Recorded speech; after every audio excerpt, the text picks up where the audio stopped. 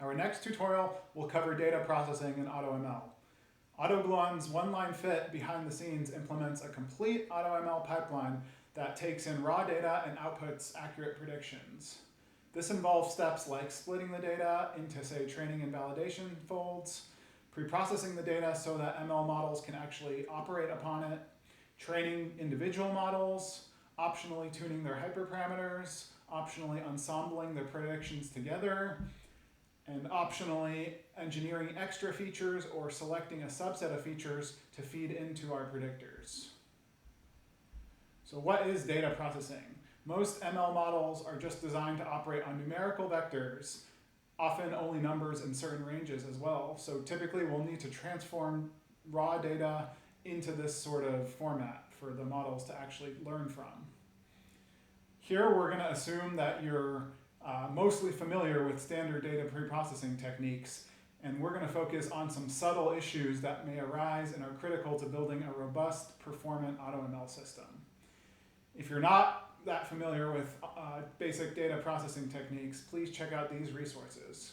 For example, the first of these links it's a Medium article that provides a nice overview of all the most popular data processing techniques that you might find in a standard textbook and you've probably encountered in your own ML projects. The second link here is a Coursera course that from some very competitive Kaggle winners that show just how crucial data processing is to producing the best possible predictions. So first we're going to talk about the data splitting process. Recall that we typically will split our provided data set into a training subset and a validation subset. The predictive performance on the validation data will crucially guide a lot of automated decisions about which model or combinations of models is best, how many training iterations to use for iteratively optimized models like neural networks, what hyperparameter values are best for certain models, etc. It's thus really critical to use a representative validation set that facilitates accurate estimation of generalization performance.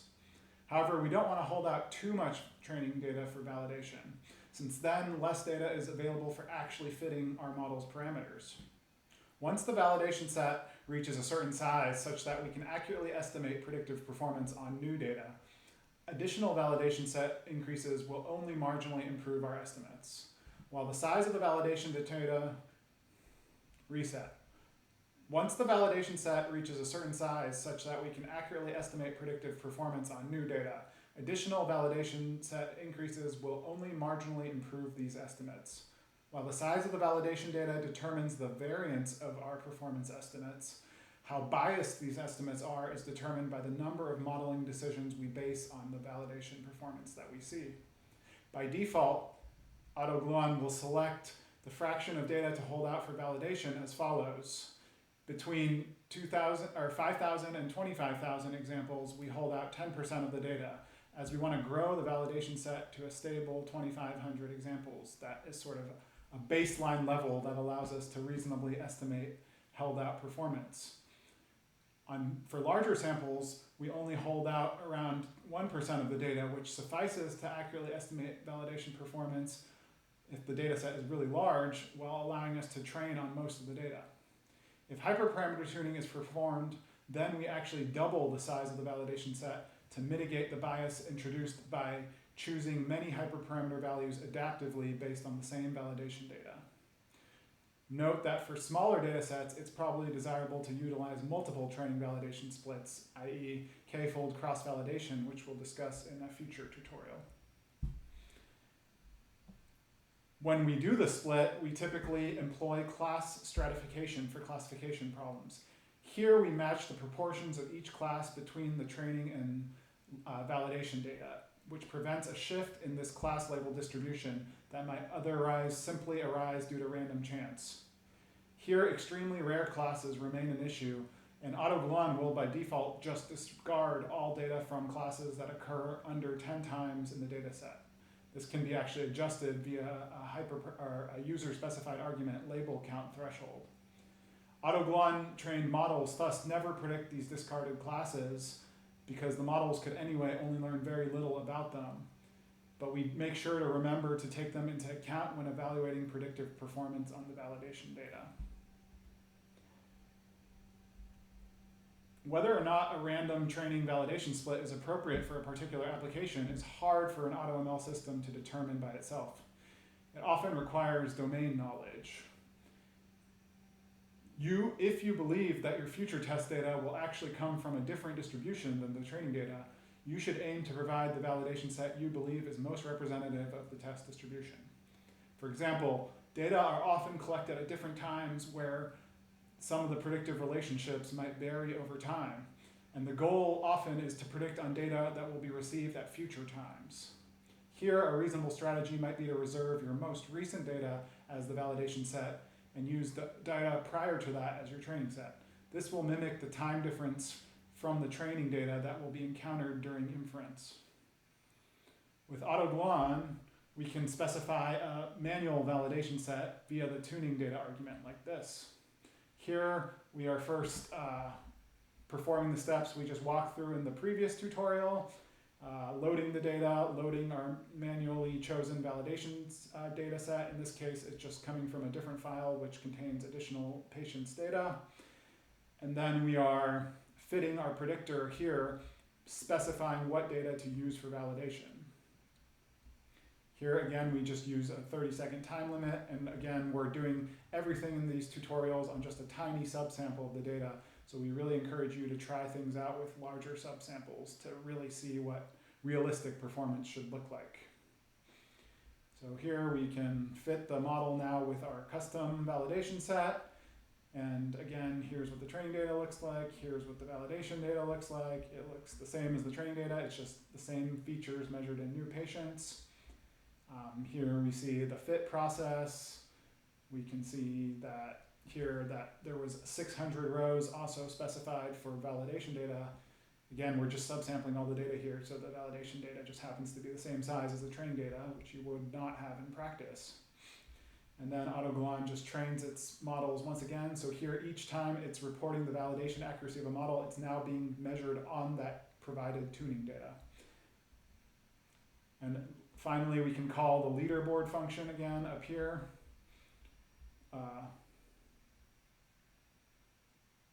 Right here, sorry. And so we see that the performance on this provided tuning data set of each individual model that was trained looks like this. So if we do that, the final predictor returned by AutoGluon will only have been trained on the training data. It will not have ever been trained on the validation data. This seems a little wasteful because if we want to deploy it on test data, we would ideally like this predictor to be trained on as much data as possible. One way to do this is just to simply refit the same models on the entire data set, merging the training and validation data together after we've used the validation data to figure out what's sort of the optimal hyperparameter settings of these models and what's the optimal number of training iterations to train the iteratively optimized models like neural networks. However, if we choose to refit a model to the full data set, there's no way for us to estimate its accuracy anymore since there's no longer any held out examples. Thus, we just have to trust that this model will perform as well as the copy of it that was trained only on the training subset and evaluated on the validation subset. With AutoGluon, we can refit models to the full data set by taking our trained predictor and calling refit full here. This will refit each individual model to the full data set. Next, after doing that, we will load our test data set and then call leaderboard to evaluate both the performance of the original models that were trained on just a training subset of the data, as well as the refit models that are trained on the full data set. Here, the refit models all have the suffix full appended to them. When we look at the leaderboard here, we see that some of these full models tend to be the best performing models on the test data because, again, these models were trained on more data than their counterparts that were not refit to the full data set. However, for these refit models, we do not have any validation score. Once again, we can't report their performance on the validation set because they were actually already trained on this data, and thus any number we would report there would be highly biased. Now we're going to talk about data preprocessing. Preprocessing is really important and one of the most crucial parts of a successful end-to-end AutoML system. You need to be able to preprocess the data such that your ML models will actually even be able to operate on it, and you need to make sure to preprocess it in a way such that the achievable accuracy of these models is not limited by, say, loss of information from your preprocessing stage. AutoGluon divides preprocessing into two stages. One involves model agnostic preprocessing that transforms a global copy of the dataset that gets input into every model. We also apply model-specific preprocessing that is only applied to a copy of the data used to train a particular model, because different models might want different kinds of preprocessing steps to be applied for their particular characteristics. For example, neural networks typically require features to be rescaled because they can't operate, say, on huge numerical values, whereas tree models might not care about this at all.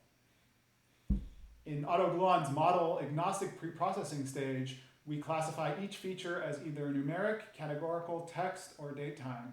This is partly done based on the D-type, pandas D-type of each data frame column. Any remaining uncategorized columns just get disregarded from the data. These are typically non-numeric, non-repeating fields, and thus they probably have really little predictive value, something like user IDs. To deal with missing categorical variables, we create an additional unknown category rather than trying to impute them. This strategy is also used by AutoGluon to handle previously unseen categories at test time. Note that often observations are not missing at random, which is implicitly assumed by imputation methods, and thus we want to preserve the evidence of absence rather than the absence of evidence. We want to provide now a word of caution about one-hot encoding of categorical features. Most ML textbooks or tutorials will tell you that categorical features should be converted to numerical values through one-hot encoding. If you're unfamiliar with what this is, here's a nice tutorial on Kaggle.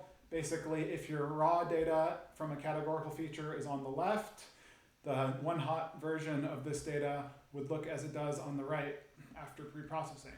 It's pretty self-explanatory. However, we do not recommend this as a generic model-agnostic preprocessing strategy. You should only apply one-hot encoding when passing data to a model for which this technique is particularly well suited. This is because one-hot encoding comes with the major downside that it explodes the dimensionality of your data, and numerous alternative categorical preprocessing techniques exist. Certain models, such as LightGBM or CatBoost, provide special handling of categoricals, as does AutoGluon's neural network, which utilizes learned embeddings to represent categorical features. Here's a quick summary of what that means. Basically, we can assign a unique vector to each category. Say we have a categorical feature that's days of the week here, and the entries in each of these vectors will be treated as neural network parameters that are learned simultaneously with the weights of the neural network. We invite you to read the additional links for more information on alternative categorical data processing techniques. If you do choose to utilize one-hot encoding, make sure to consider how your AutoML system will handle categorical features with missing values, a huge number of possible categories, or previously unseen categories that are encountered in future new test examples. One solution might be to just keep only the top most commonly occurring categories and bin all other less common categories, as well as previously unseen or missing categories, into a single other category. A related trick is the hashing trick, in which one just randomly assigns categories to a small number of bins such that certain bins may have overlap between different categories. AutoGluon also considers special features that are neither numerical or categorical exactly. For example, many data tables contain fields such as text fields or date-time fields. AutoGluon simply transforms date-time fields using a pandas transformation that converts them basically to integers.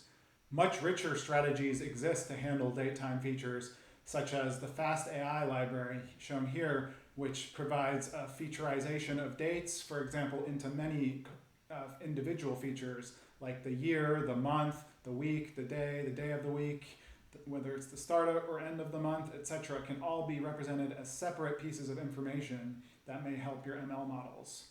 However, we find that the simple integer encoding in AutoGlon seems to work pretty well a lot of the time. AutoGlon identifies text features as those columns of mostly unique strings in each row, which on average across the rows contain at least 3 non-adjacent whitespace characters. This allows us to have a vocabulary agnostic method for identifying these text fields. For AutoGlon tabular models that solely operate on numerical and categorical values, say models like trees, text fields are encoded via numerical vectors of n-grams. In addition to n-grams, AutoGlon also generates additional features from text fields, such as the number of white spaces, the average word length, as well as deep learned representations from pre-trained neural networks, which we will describe in a later tutorial. N-gram featureization is a simple vocabulary agnostic featureization strategy of text fields that works like this. For each individual word that occurs somewhere in any of the text fields of a particular column, we assign one unique feature for that word. Similarly, for each adjacent pair of words, if we have bigrams, and if we include trigrams, we might even include each consecutive triplet of words. Then we just go ahead and count how often each individual word occurred in the text field, each bigram occurred in the text field, and each trigram occurred in the text field, depending on what n we're using here. Of course, this will greatly explode the dimensionality of the data once again. So in AutoGlon, we only retain those n-grams with the highest overall occurrence in the data. To demonstrate how AutoGlon handles these text fields, we'll add a dummy text column to our diabetes dataset. Here we just concatenate some random strings of A, B, C characters together with some probabilities to create text fields, a text column that looks like this. Then we can call fit on the corresponding training data that includes text here, just as before. Again, AutoGlon will automatically identify that this is a text column using its per feature classification. Here we see that during fit, the pre-processing step identifies that we have one text feature correctly. Next, it will generate n-gram features based on this text feature. In this case, it generates 12 because there's not that many unique n-grams within this feature due to the low diversity with which we generated this text, in quotes. After that, AutoGlon goes ahead and fits all its models just as before. Here we can look at how the resulting predictor categorized all the features. Here we break down the feature types into raw feature types and special feature types. The raw feature types are things that AutoGlon simply uses the pandas D type to infer, whereas special features include, those date, time, or text fields that AutoGlon uses special processing to identify. Here we just see that the only special feature is features created based on the text field, dummy text. That's what we called that column in the original data frame. After model agnostic processing, we can actually print what the data looks like via the predictor.loadDataInternal method. Here's what it looks like to the ML models that AutoGlon trains. We again have the original columns from our diabetes data here, but then for that dummy text field, we've now generated a bunch of n-gram features based on different words that tend to occur in that field. You can see these n-gram features here at the end. A key concern across AutoML is memory usage, as this often ends up being the bottleneck that causes AutoML systems to fail on certain data sets. For example, those with many rows or those with many columns. Machines with sizable RAM are nowadays easily accessible in the cloud. For example, on AWS, for pretty cheap, you can get an instance that has over 380 gigabytes of RAM. And thus, robust AutoML systems ought to be able to run on sizable data sets, even without any fancy chunking or distributed processing of the data. However, things can easily break down without careful consideration of memory. For example, a lot of AutoML systems train many models in parallel, which may lead to forking processes that duplicate data sets in memory if not carefully done. Similarly, whenever we pass the model agnostic preprocessed data to a model, it is common to copy the data set so that the model specific preprocessing won't affect the data other models receive. However, if you're not careful, additional copies of the data set are often generated during this preprocessing or particular preprocessing stages, and this is important to avoid. AutoGluon's n-gram feature generation in particular is a concerning area regarding memory because it often adds thousands of additional columns to the table. Here's how we implement it in AutoGluon to avoid memory issues as much as possible. We use the scikit-learn count vectorizer here, which implements n-gram processing, and we cap the maximum number of n-grams at 10,000. This seems like a lot, right? Adding 10,000 additional columns to a data set could really massively increase its size. Here we use uint8 to actually store these n-gram counts, since the counts are typically very small integers, and this already starts to help us reduce the memory footprint. And when we actually go to apply this count vectorizer to actually compute the n-grams, we first estimate how much memory the n-grams will actually require once computed, and we iteratively reduce the number of n-grams we will actually use from 10,000 downwards until the estimated memory usage falls well below the current available memory. Here's how this is done. Here we have two functions that implement the downscaling of the vectorizer. This is, it decreases the number of n-grams that are considered, and the top function, getNgramFreq, counts the n-gram frequencies. Here we first consider fitting our vectorizer to the text data, just the text column of the data set, and then we measure how much we estimate the resulting memory of the data set would occupy, and then we just iteratively keep decreasing this thing until the fraction of available memory used by the n-grams is predicted to be not that high. In this case, because again there's very few unique words in our dummy text data set, the predicted fraction of available memory used by the n-grams is only around 7%, so this downscaling is not needed. Let's talk about another data processing issue now. The goal of supervised learning and most of AutoML in general is to produce predictions on future data that's currently unavailable.